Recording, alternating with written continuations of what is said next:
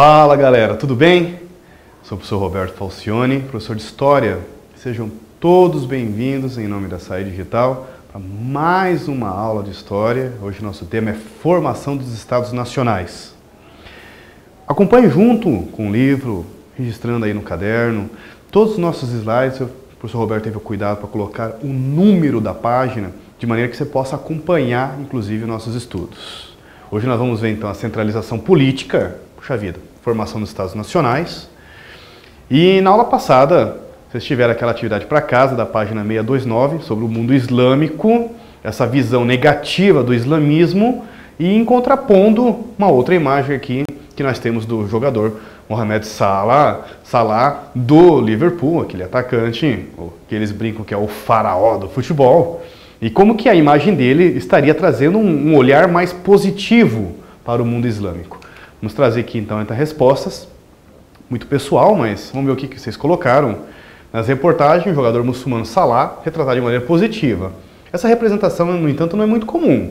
Como que os muçulmanos costumam ser retratados na mídia? Vocês poderiam colocar associados ao terrorismo, o Sr. Roberto falou sobre isso, a misoginia e a intolerância. Misoginia, morte de mulheres, principalmente. Número 2, jogador Salah contribui para a construção de uma sociedade mais tolerante e positiva. Mas ele não é o único. Dá para pesquisar um pouquinho aí outros muçulmanos que lutam por uma sociedade mais justa e tolerante. Poxa vida, aqui está um exemplo. Pode ser daquela menina a Malala Yousafzai, ativista paquistanesa pelo direito à educação feminina. Vanessa Alvera, ativista chilena, que luta pelos direitos das mulheres muçulmanas. Outro exemplo também. Como o caso do jogador Salah e outros exemplos trazidos no Oriente, no exercício anterior, auxiliam no combate à islamofobia, ou seja, a um sentimento contra ao mundo islâmico. Esses casos humanizam os muçulmanos, que devido à islamofobia são vistos como conservadores, atrasados, irracionais. Então esse é um exemplo que eles colocaram do Salah, como que a imagem do Salah representa uma positividade ao mundo islâmico, a imagem do islamismo. Na atividade passada, sobre o Concílio de Clermont, o Papa Urbano II, você deveria marcar X, marcar falso. Número correta seria a letra D. A primeira é falsa, a Europa está vivendo um período de harmonia, não está vivendo coisa nenhuma de harmonia. Próxima, Santo Sepulcro seria reconquistado para fins de colonização e aquisição de escravos. Não estamos falando de escravidão nesse período. Próximo, muçulmanos foram considerados inimigos de todos os cristãos, correto. Cruzadas constituíram-se várias expedições ao Oriente Médio, correto. Destaques a Cruzada Popular, que foi uma antes das oficiais, e a dos nobres, que eram chamadas de oficiais. A última, cruzada foram entendimentos militares impulsionados pela ideia de guerra santa em defesa da fé católica, correto. A ideia da guerra santa é um conceito utilizado muito para as cruzadas. Pausem essa página na videoaula, podem ler com calma essa explicação, inclusive, que nosso livro traz para vocês aqui. Então, nós temos aqui na página 633, a atividade START, a formação dos Estados Nacionais. Aí fala sobre o Luís XIV, é uma fala do Luís XIV, né? Enganam-se muito os que imaginam que se trata apenas de questões de cerimônia. Os povos sobre os quais reinamos, não podendo penetrar o fundo das coisas, costumam regular o seu juízo pela aparência que vem, e mais das vezes mede seu respeito e obediência segundo as procedências e posições. Como é importante que o público seja governado por um só, também importa que quem cumpre essa função esteja de tal forma elevado acima dos outros, que ninguém possa confundir ou comparar com ele. E sem prejudicar o corpo inteiro do Estado, não se pode retirar do seu chefe a mínima marca da superioridade. Texto do Renato Janine Ribeiro, a etiqueta no antigo regime. É muito bacana esse conceito de etiquetar.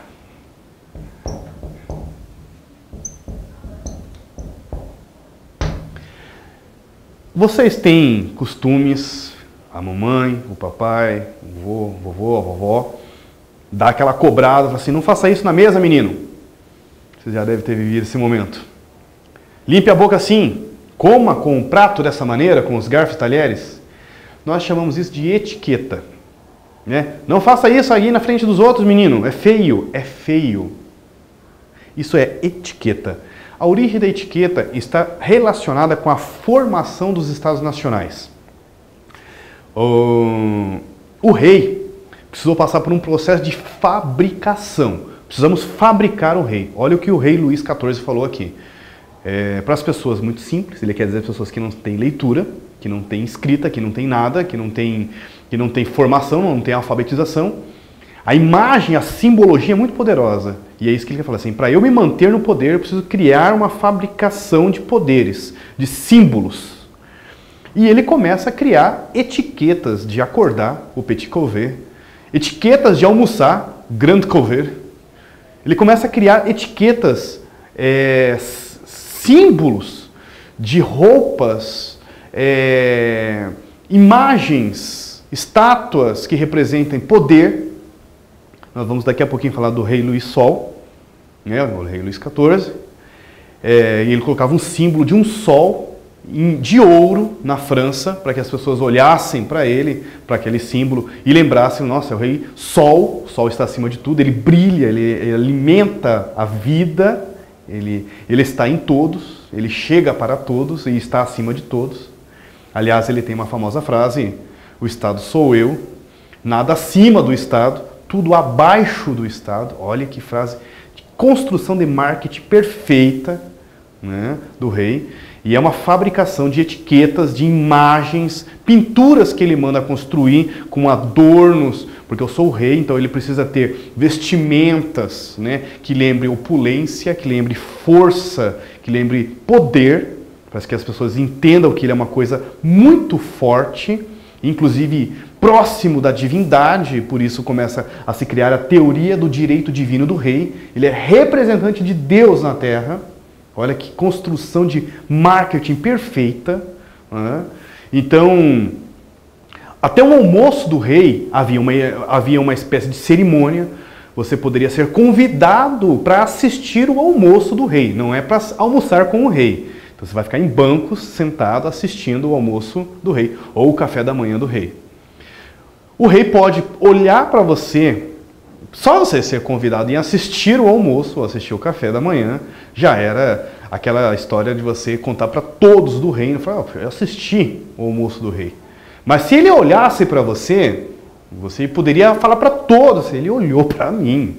Olha só o poder da imagem simbólica do rei. Mas se por acaso ele se direcionasse a você perguntando algo, cara, aquilo ali era para você levar para a vida eterna do rapaz.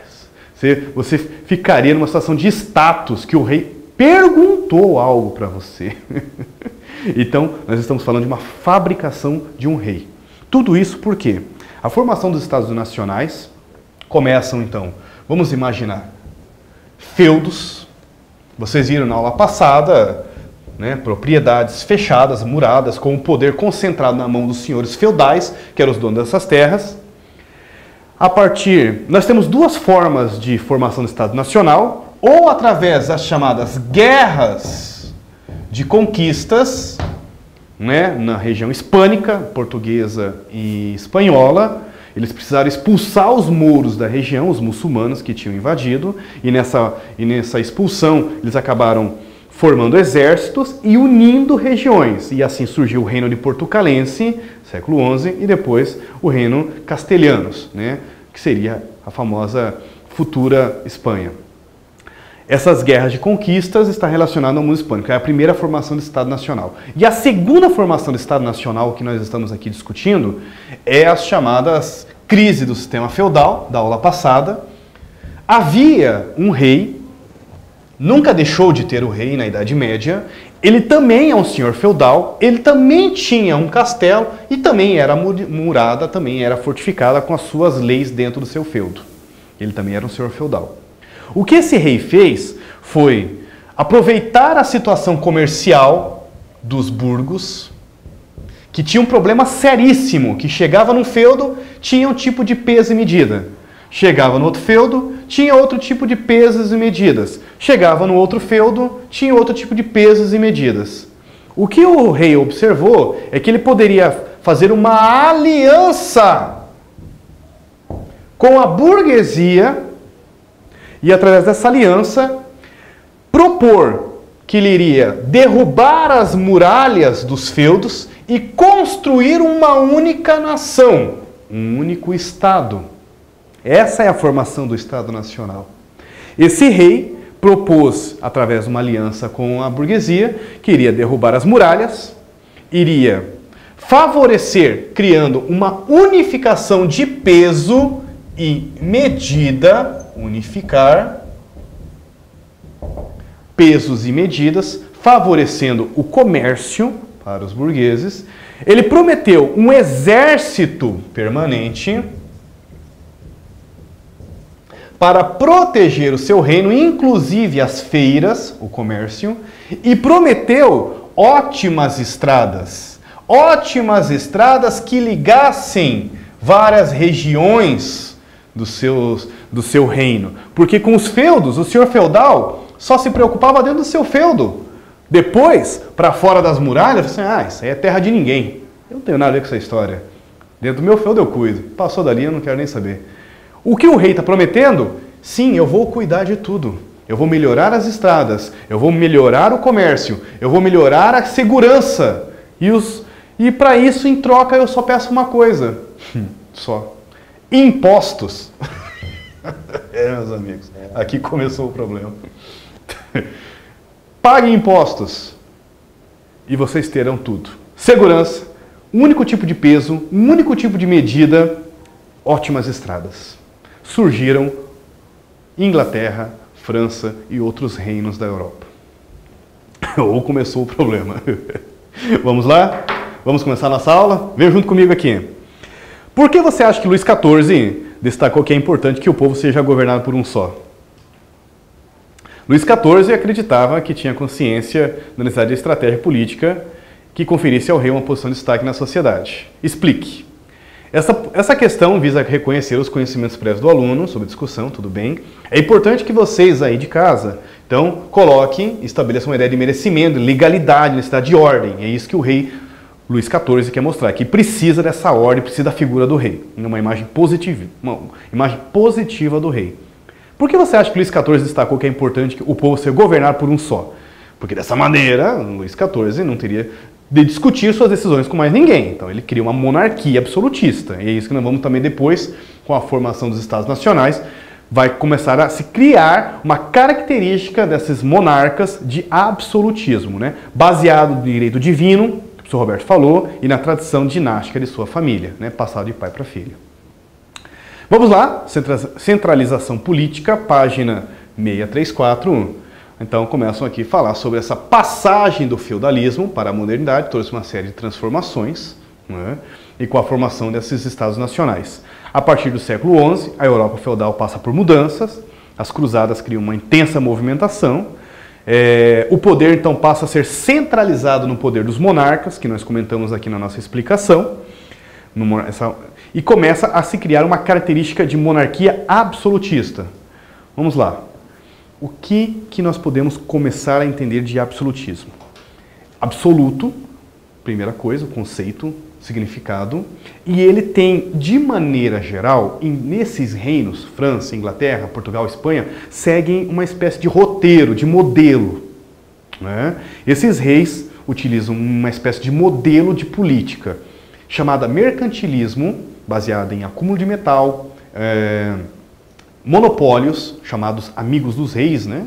O amigo do rei, os amigos do rei, né? Sou amigo do rei.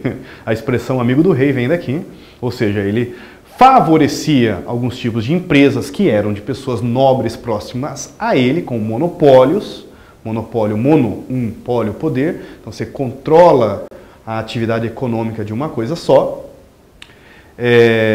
acúmulo de metais preciosos, balança comercial favorável e colonização, né? Matéria-prima de colônias, principalmente aqui na América, e a venda para outras regiões, no caso, através da manufatura dessas produções na Europa. Então essas características em geral nós chamamos, poder centralizador, né? E nada de liberdade de expressão. Poder completamente único nas mãos do rei. Isso nós chamamos então de absolutismo. Por isso, absoluto. Estado absolutista, nós estamos aqui então, o professor Roberto comentou, centralização política, unificar uma política administrativa, sistema de pessoas, um único sistema de pesos e medidas, eu peço desculpas aqui, tá um erro, tá pessoas, mas na verdade é pesos, unificação monetária, unificação de impostos reais, um exército permanente de pessoas, né? O absolutismo e a burguesia. Para o comércio burguês, então essa aliança que o professor Roberto comenta, esses preços e moedas trocavam e variavam muito, a cada feudo tinha um. Não posso deixar de lembrar, pesquisem quem tiver acesso à internet, quem puder, coloquem aí castelos medievais, Portugal, marcas de medidas nas paredes dos castelos, coloquem marcas de medidas. Teve um rei na Inglaterra, teve um senhor feudal, desculpe, na Inglaterra, que ele resolveu estabelecer como medida o seu nariz. Então, pessoal, olha, a partir de hoje, todos vocês feirantes vão ter que medir corda, tecidos, couro, metal, tudo. Todo esse tipo de formas de medição através do meu nariz. Então você imagina, o cara tá falando assim, quanto que deu esse tecido aqui? Ah, esse aí deu 15 narigadas. Ah, e essa corda? Eu vou precisar de 20 cordas. Vou precisar de 70 nariz de corda. Você imagina o trabalho que era. Só que daí o cara sai daquele feudo e vai para o outro. Aí ali já não é. Ali naquele outro feudo, coloquem essa imagem, pesquisem o que o professor Roberto falou, né? Castelo medieval em Portugal, com marcas de medidas. Esse senhor feudal mandou marcar um risco assim, ó, até aqui é medida de tecido, até aqui é medida de corda. E daí o feirante, o burguês, tinha que ir lá e falou assim, quanto você quer? Até aqui você quer mais quanto? Ah, eu quero 20 desses. Aí o cara tinha que ficar medindo.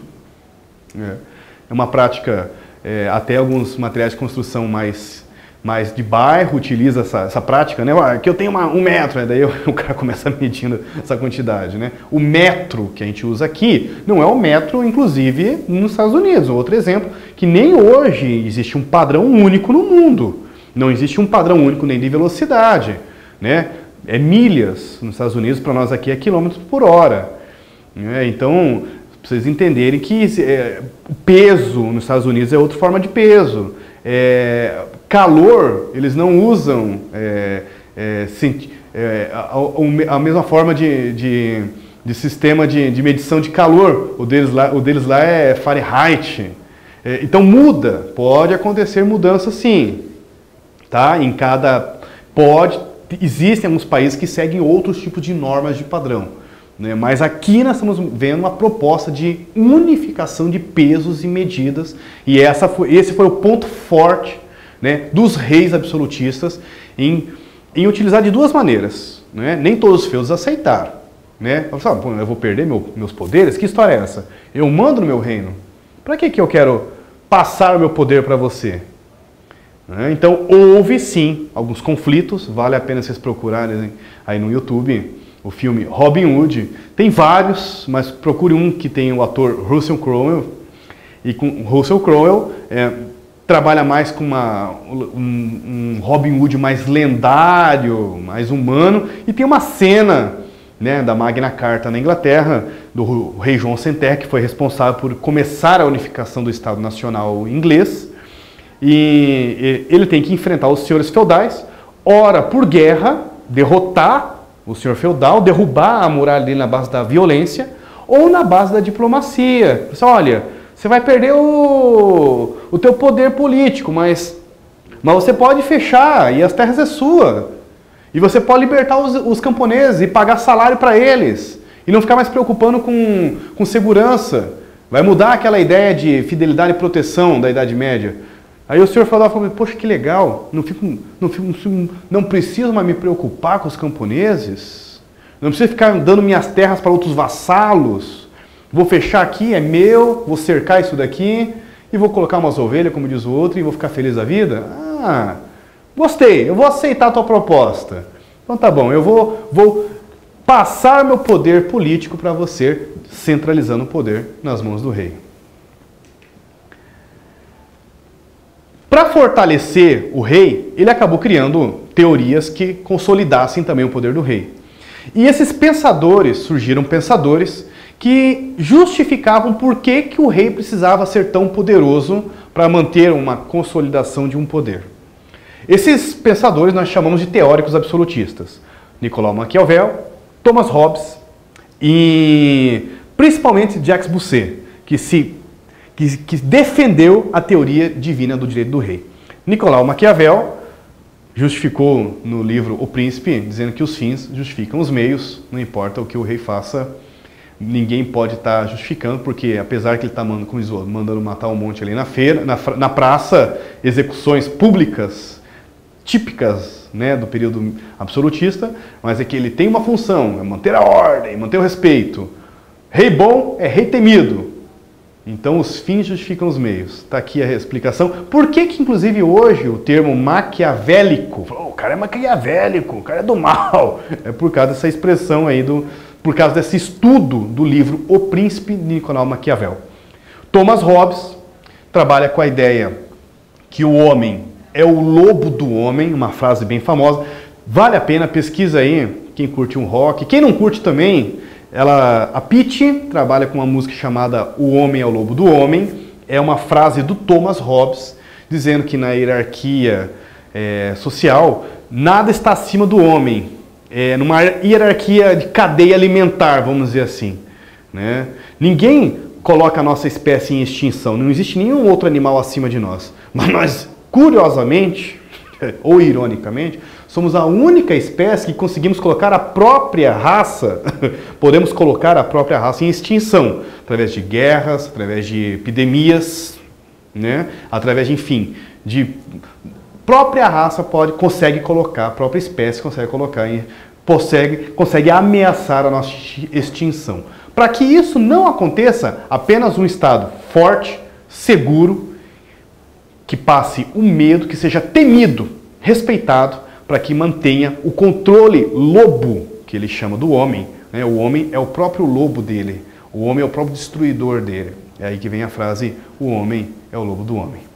O mais rápido aqui é o Jacques Boussuet, Jean Baudin, vai dizer que o rei é representante de Deus na terra. Isso deu uma confusão danada. Rapidinho, terminando essa aula aqui, pensa, surgiram as chamadas, os reis traumaturgos, reis com poderes de cura. Porque agora pense, nós estamos falando de 500 anos atrás. Pessoas analfabetas, pessoas simples, humildes, ouvindo falar que o rei é representante de Deus. Eu falei, nossa, que legal. Quer dizer que o rei está representando Deus na terra. Então, se eu tocar no manto dele, eu não posso me curar? E se eu, poxa vida, se eu pudesse olhar para o rei, eu não poderia me curar?